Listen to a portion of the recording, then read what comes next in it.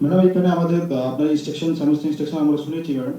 তো রাস্তাটি মুখ্যমন্ত্রী ম্যাডাম এটা আপনি বললেন কি আমাদের বেশিরভাগ কমপ্লেন লোকালি ডিসপোজ হয়ে যাচ্ছে আর আমাদের ডিসপোজাল 99.89% আছে। আমাদের তো ডিস্ট্রিক্ট লেভেলে কন্ট্রোল রুম করেছে যেখানে ডেইলি করে আমি নিজে বসি এডিএম রা আমার আছে ওরা ডিসপোজ করে দিচ্ছে এখানে।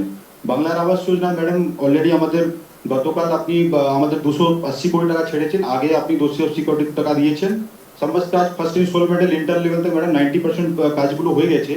আর এটা ম্যাডাম হওয়ার পরে আমাদের কর্মশীতে ওখানে অনেক লোকজন আমি দেখেছি ওখানে মোটামুটি 27 লাখ ওভার মেনটেজ ম্যাডাম কর্মশীতে আমার যে বাংলার আবাস যোজনার টাকা থেকে আপনি দিয়েছেন ওখান থেকে হয়ে যাচ্ছে। ইন্সপেকশন ম্যাডাম আমরা 4.5 লাখ ইন্সপেকশন করেছি এই নতুন পোর্টালের মাধ্যমে। প্রত্যেক ব্লকে ম্যাডাম আমরা ভিডিওদেরকে ডেলি মনিটরিং করে এখানে।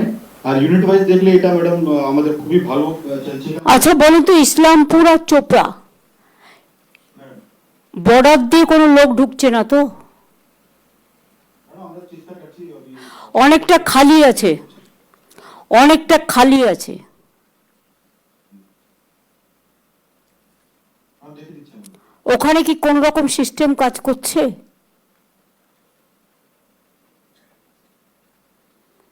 করিমদা কি ওখানে আছে?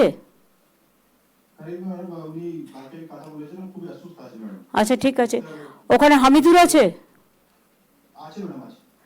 এই হামিদুর ওই ইসলামপুর চোপড়া নয়, ইসলামপুরে একটা জায়গা আছে যেখান দিয়ে আগেও অনেকে ঢুকবার চেষ্টা করেছিল, আটকানো হয়েছে। ওটা একটু দেখে রেখো, ওটা একটু দেখে রেখো তুমি। আরে কথা বলো।